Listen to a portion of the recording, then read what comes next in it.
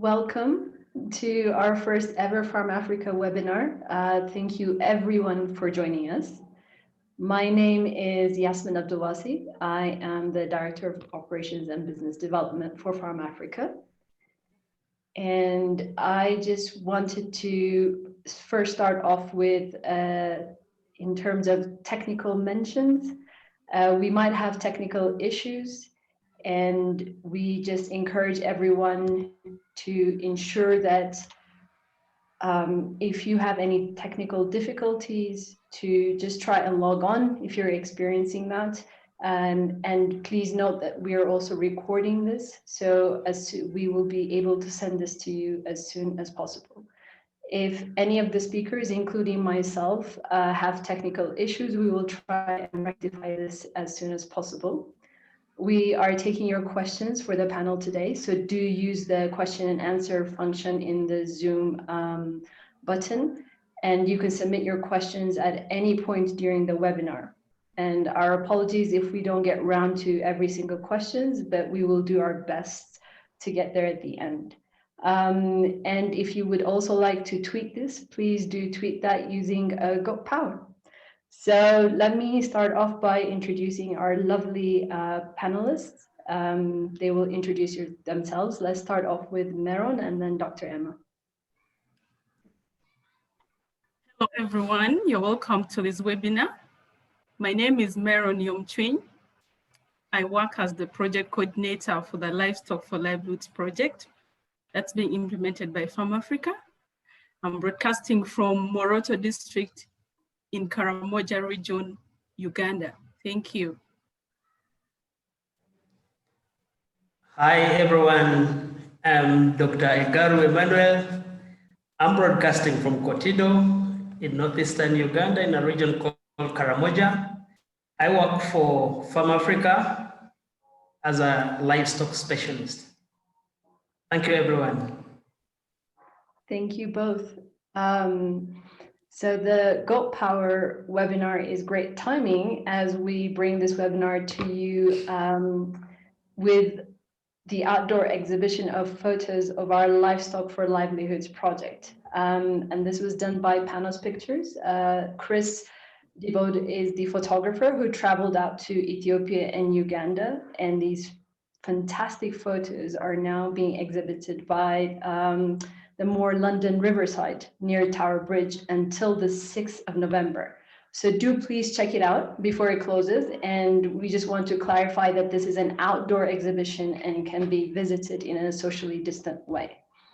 So I wanted to actually start off with those photos to ask our panelists what they love, which one is their favorite photo and why they love that photo. So I just want to start off with Meron. Can you tell us which one is your favorite and why? Thank you.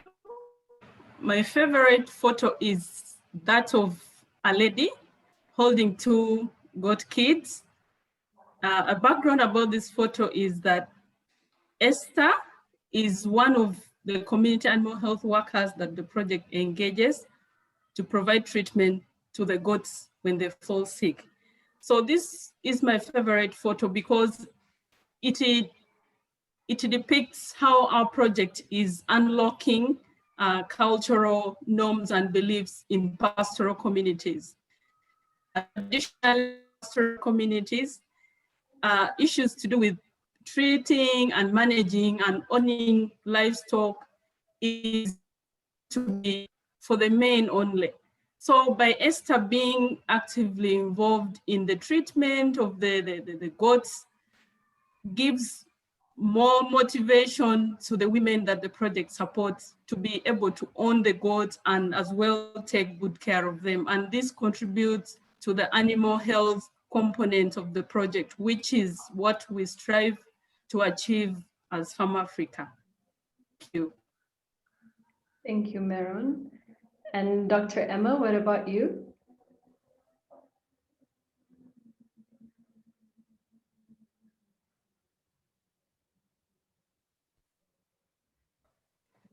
My called and her husband.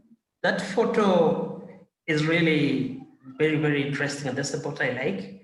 Well, the family is standing together, and the bucks are bringing hopes to this family of Pasca, because these bucks have the genes for rapid growth, faster growth.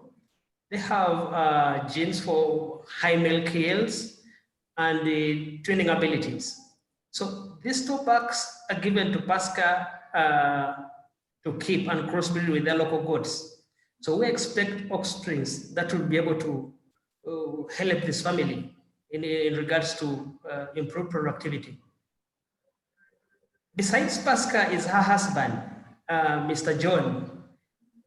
In Karamoja, traditionally, livestock was mainly owned by men, but this time around, a supportive husband, besides the woman, will ensure there is a good guarantee of success of that family, because both of them are contributing to build synergies in regards to looking for best avenues to build the welfare of their family for a greater future.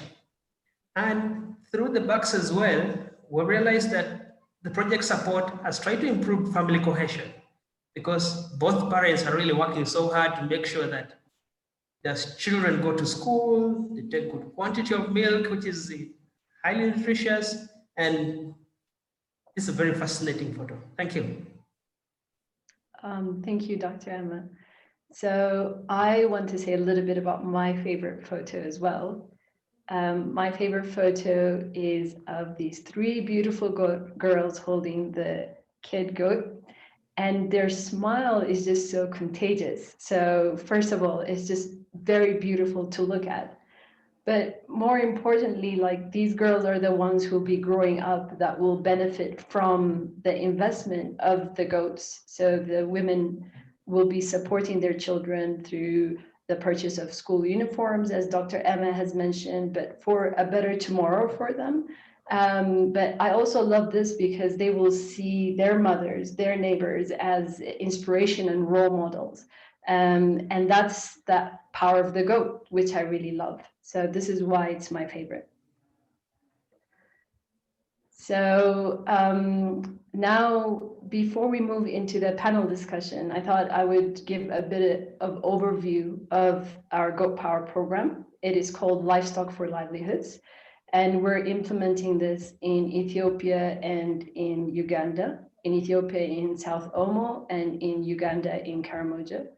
This is funded by UK's government's UK Aid, managed by Manning Daniels, and with Jersey Overseas Aid, along with the support of our corporate partners and private trusts. So this is, first of all, to say a big thank you, and this is what your funds are doing for the project.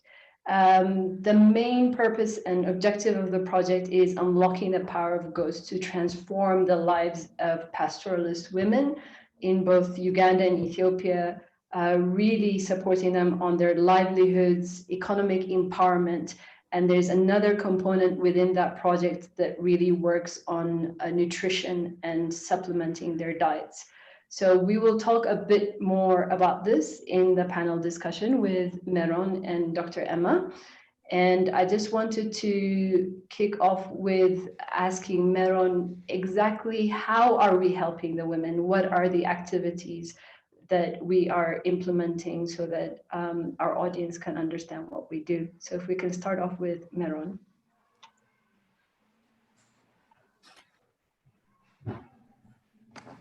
Sorry.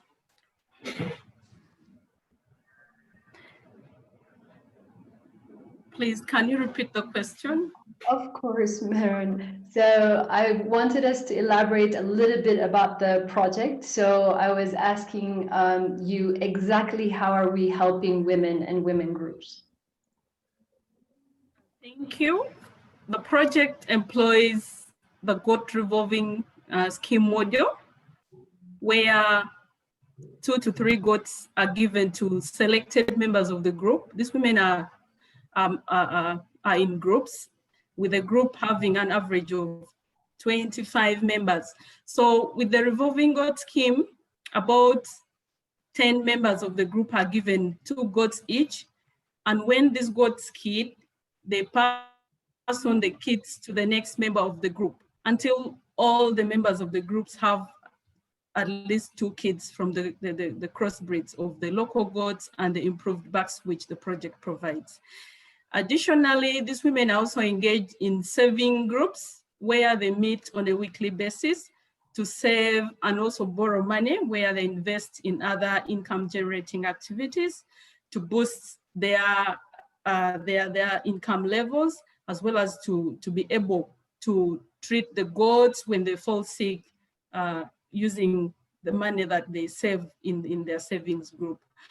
Also, we have a component of value addition where the women are trained on how to add value to the goats and the goats product. So some of the key enterprises that these women will be engaged in will be leather tanning, milk processing, milk goat fattening. And through all these approaches, we are able to improve their income and subsequently their livelihoods.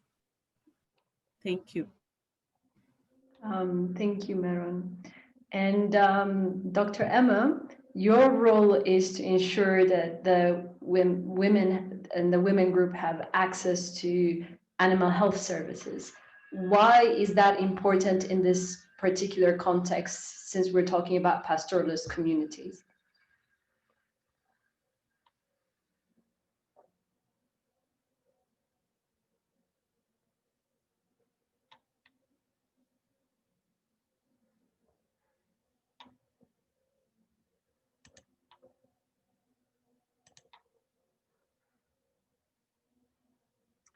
Okay, I think Dr. Emma has been disconnected. Until he comes back on again, I just thought I'd ask another question to Meron.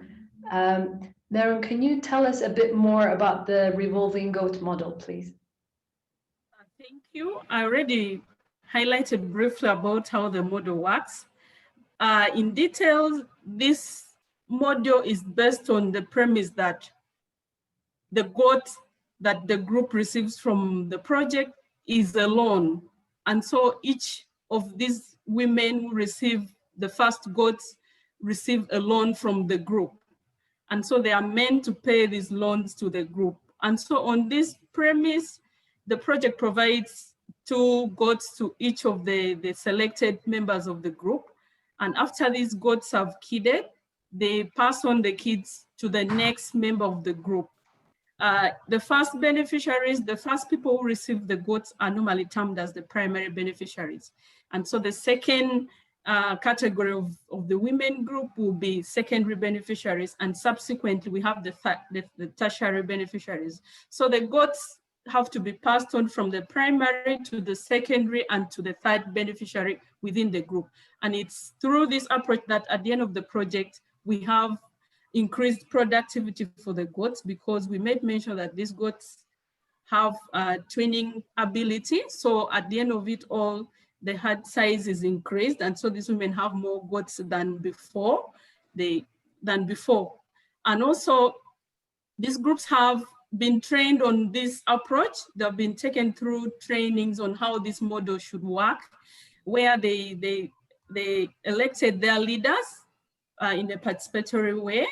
The leaders support the day-to-day activities of the groups, including how the goats are passed on from one member to another, but also the leaders enforce some of the bylaws, the regulations that the group members come up with in regards to what each member's contribution should be in the group. And so through the bylaws, through the trainings, these women have been able to pass on the kids from one beneficiary to the next, something which was in the practice in a pastoral context, because livestock is considered such an asset and no one would want to pass it on to their neighbor, to their friend, or to their family members. But this has worked well. The women have understood the concept and they have been willing to pass on the kids to their next members. Thank you.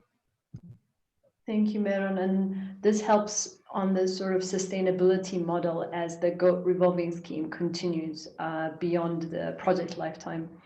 Dr. Emma, welcome back. We understand you had technical issues.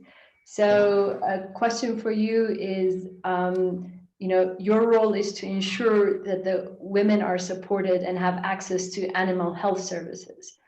Why is this important in the particular context of pastoralist communities?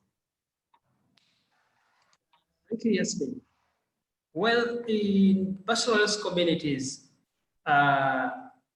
people, depending on the seasons of the year and availability of water and pasture, move from one place to another. So you realize that we have a team of community animal health workers who provide animal health services to these women and other people, pastoralists in the communities. Because more often, these people move from one place to another in search of grass and pasture and water.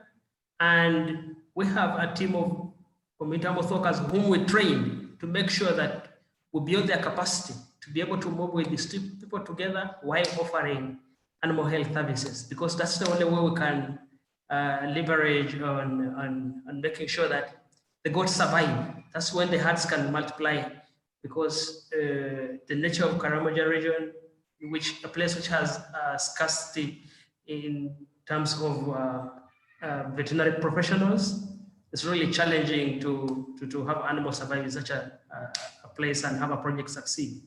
And that's why this is very, very important to make sure that our goats survive and women maximize output by the number of goats they have. Thank you.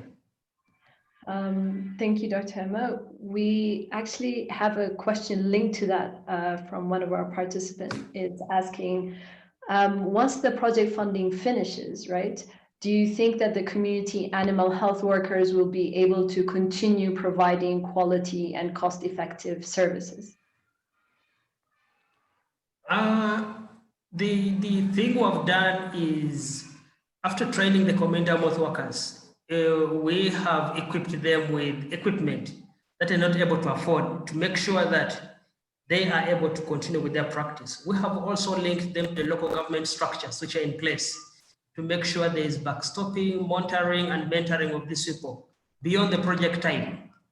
And by creating a linkage between the community health workers and the communities, we are very sure that we're establishing an animal health delivery system which is going to stay in the community for the longest time possible, because the people are drawn from the members of the community, the community health workers.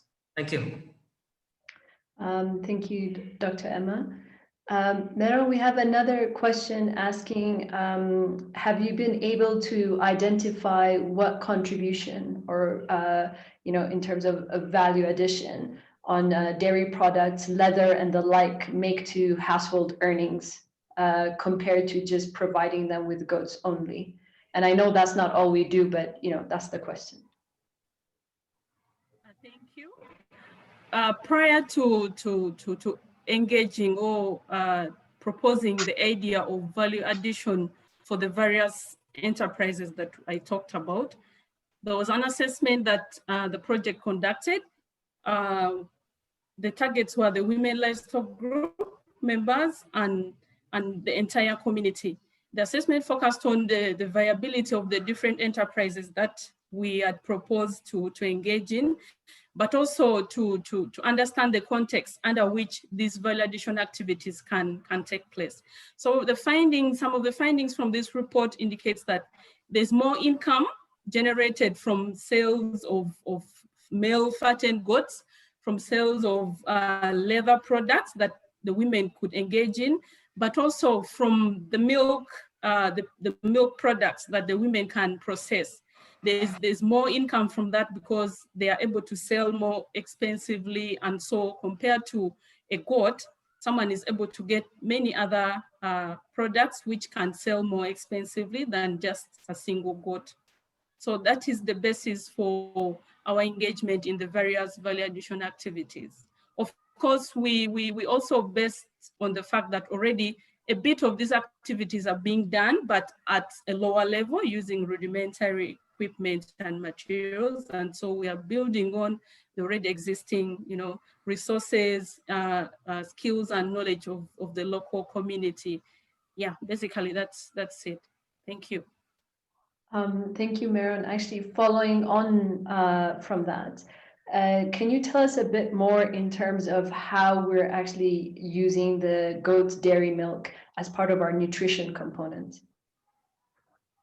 Well, the goat milk is being consumed directly by the children and the women. Our focus is children under 5 and women in the reproductive age because of the body, the requirements that they would need in terms of nutrition. So the project has members of the groups. There are sub-members of the groups who fall within the age, the reproductive age, and they're the ones who constitute the nutrition inner circle members. So most of the activities related to the nutrition, for example, hygiene wash, are done through the 15 members of the groups who are within the age of reproduction. But other than that, with the women who have received the goats, I mean the entire group, they're able to consume the goat milk, they're able to process other products from the goat milk and able to sell and partly also consume. Okay, we've actually got a question asking, are we able to measure the improvement of nutrition in children? For now, we are only able to measure the short-term improvement in terms of the kind of diet a child is consuming, and we are able to measure aspects related to weight and growth rates and all that. But overall, measuring nutritional impact may take a little while because apparently the project is in the third year of its implementation, and we can only be able to measure the actual impact of the nutrition activities at the end of this year. So we have the short-term, indicators that point towards, progress. Yeah, that's what I can say, because we normally do assessments every year. We do an assessment to track our progress. Thank you. Thank you, Meron. And Dr. Emma, there's a question that has come through asking if we tether or graze the goats, or is it free range where they're allowed to graze openly? In a pastoralist setting, we basically don't tether goats. Goats are grazed communally, but also we have a component of fodder where we train our farmers on fodder production, processing, and storage that they use to supplement the feeding of the goats, particularly early in the morning and in the evening when the goats return from grazing. That's how we're keeping our goats in the project. Yes, there's a follow-on question asking what has the project done in respect to fodder improvement and breed improvement of the goats? The project took initiatives to, for example, in Karamoja here, we partnered with a government research institution, which is doing mainly research on plants and fodder that can be able to survive in the region, being a very harsh place. And we were able to get species of pastures and fodder that we're able to give to our farmers to plant them. And basically, the most important thing was to transfer knowledge that they need to grow extra pastures and fodder for supplementing the feeding of their goats. Then in regards to breeds, currently we are building up the local genetics that have abilities to resist and stay in Karamoja. And those are the female goats that we're sourcing from around, giving our women. Then we are bringing Toggenburg bucks, the he-goats, that would crossbreed with these she-goats, and the Toggenburgs are dairy he-goats that we bring around, that we expect the offsprings to be able to produce a lot of increased quantity of milk compared with the local goats. That's how we're doing in regards to breed improvement. Thank you. Thank you, Dr. Emma. So this project is working both in Ethiopia and Uganda working with research institutions in terms of really improving the goat breeding program, and we're collaborating with them on that.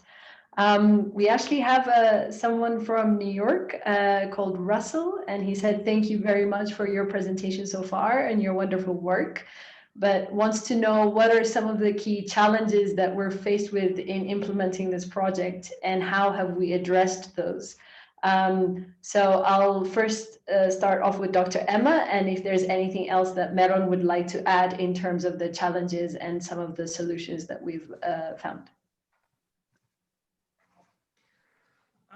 Being a community that's typically pastoralist, we have situations of armed conflict in the region, where people have small arms and their cattle raids that come with a lot of implications, maybe displacement, people being killed.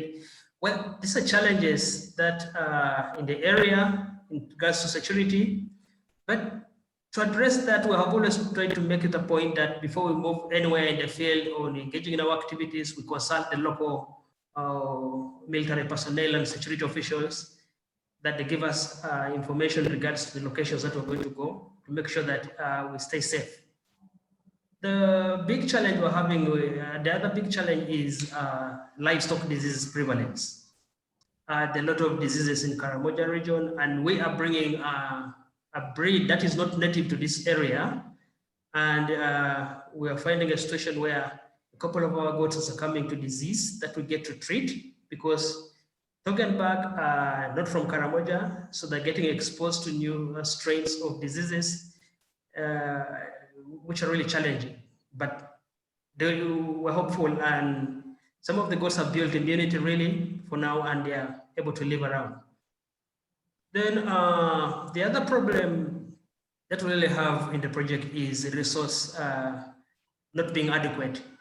Sometimes there's a lot of demand in the community. People are really in need of help, but the finances that we have in our finance envelope is not enough to fulfill what we would equally desire and what the community demands and requests from us. My colleague Meron can be able to add into that. Meron, any other additional challenges we've been faced with? Thank you. In the project areas, we don't operate in isolation as Farm Africa. There are a number of other development partners as well as government programs. So the approaches that some of these development partners take are quite different from what the Livestock for Livelihood project is adopting. We are operating on a market systems approach where we facilitate processes and we expect community or beneficiaries to do cost sharing to ensure that the services are delivered to them.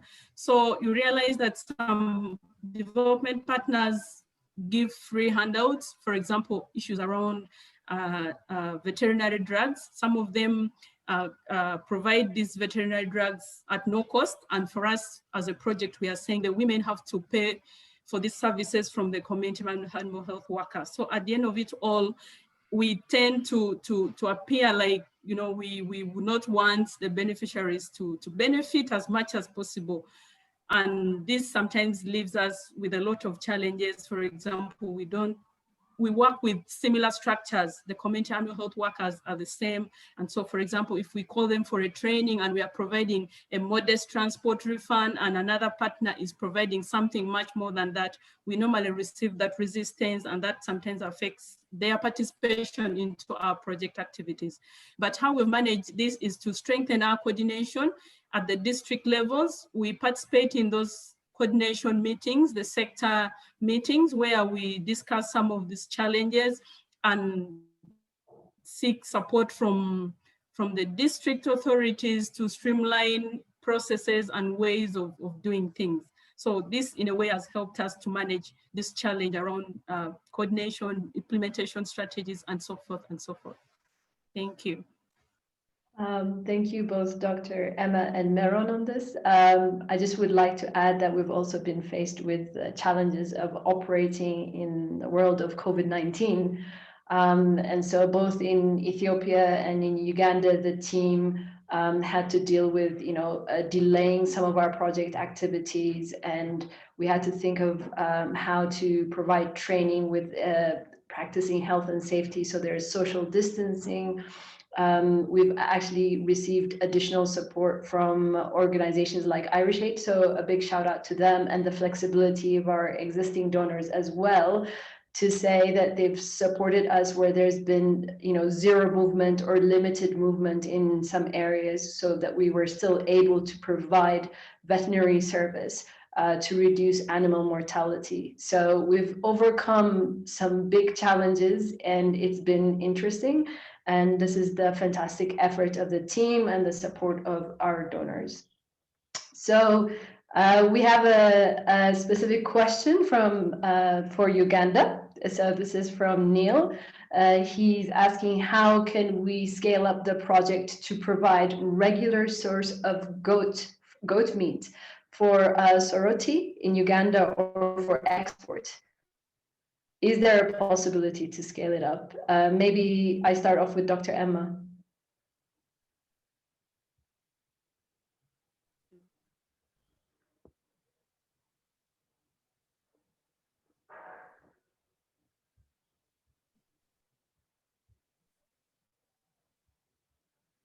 Okay, I think Dr. Emma, we've lost him again.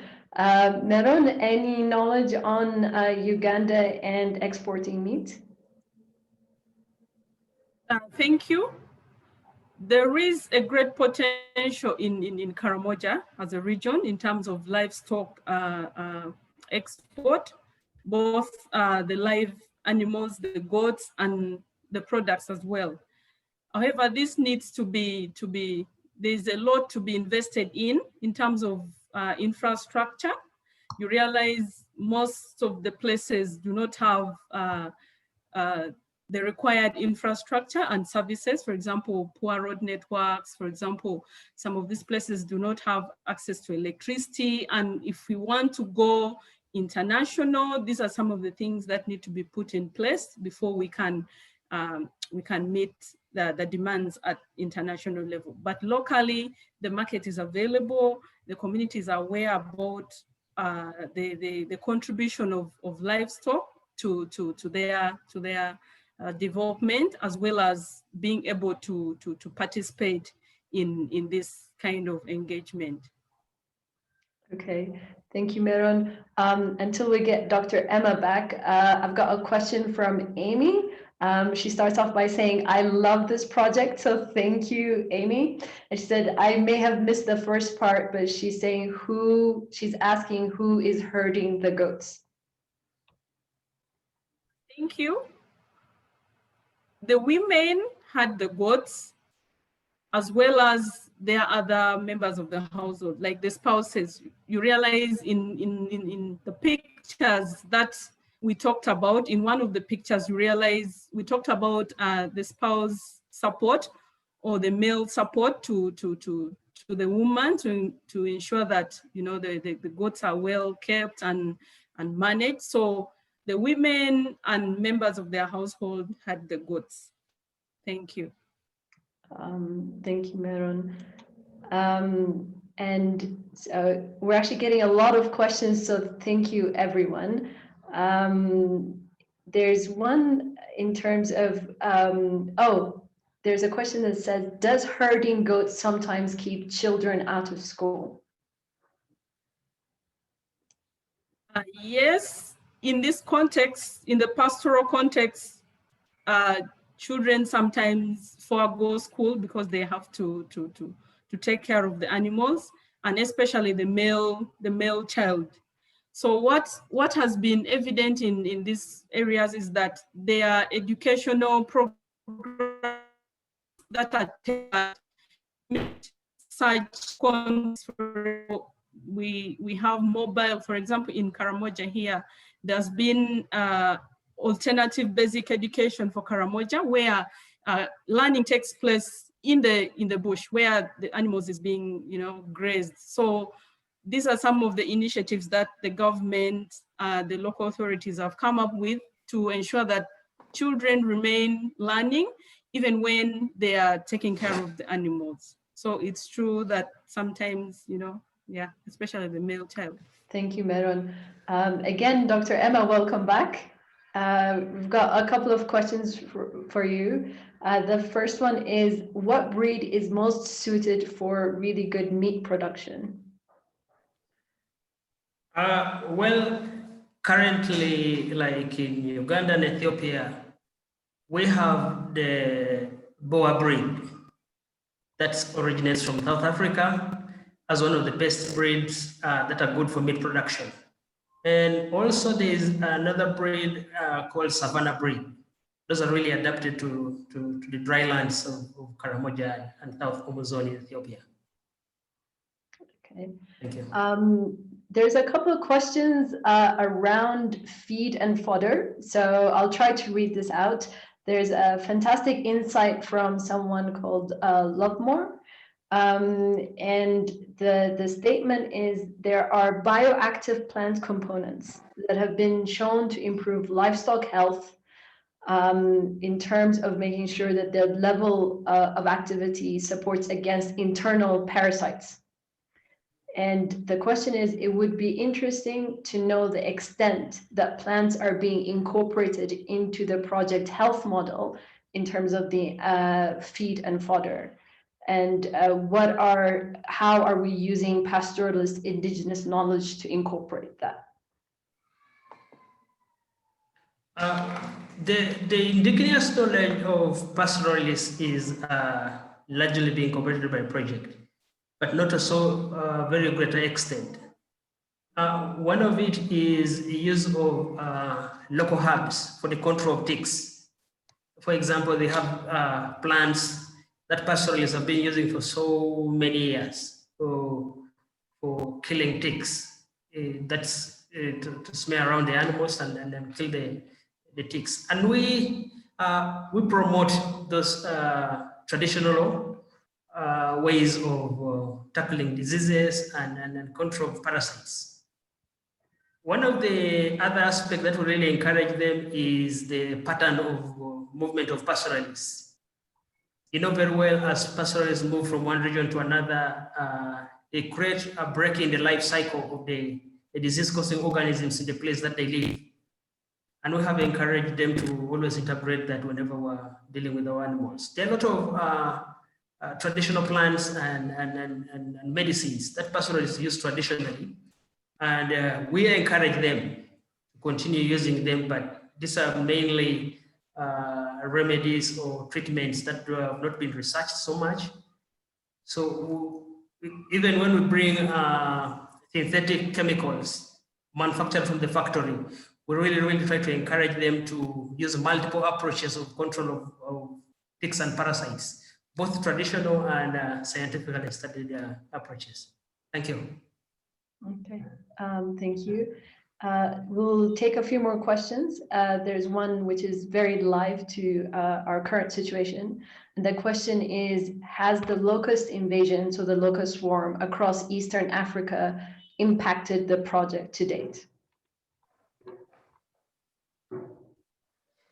Yes, the wave of the locusts that came in the region really impacted negatively. First, it caused a lot of fear that brought an emotional setback to the farmers who were concentrating on the activities. But also, locusts ravaged in some areas a lot of natural fodder in the area, and this affected the fodder that our goats to be feeding on. And also locusts ate people's food in some gardens, particularly in the greener belt.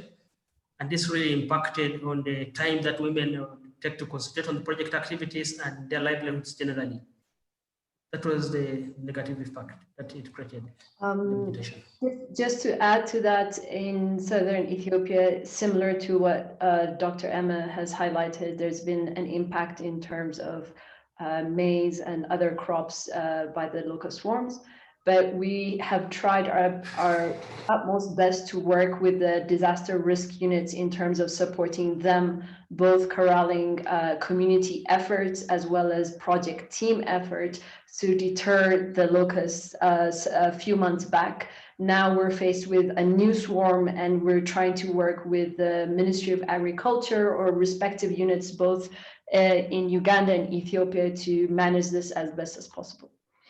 There's a question from Jane asking, do the women work in turns to take the animals to graze together? I think Meron has already answered this question, but there's a second question that is, how is the goat milk processed for preservation, and how is it used for different purposes?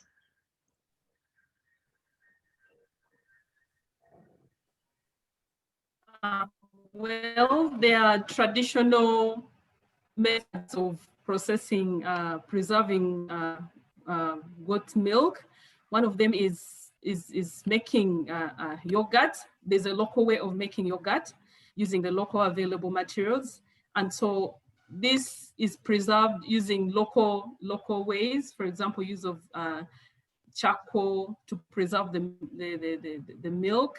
So it is based on these local preservation methods that, you know, the women are able to keep this milk for a longer period of time and able to consume for a longer period of time. For example, there's a container, a local container where milk is used where milk is kept, and this particular container keeps milk for quite a long time. So these are some of the ways that, you know, the milk is preserved, how it is used and consumed by the women and their household members. Thank you, Meron. And speaking of milk, Dr. Emma, why goat milk? Why is it so nutritious?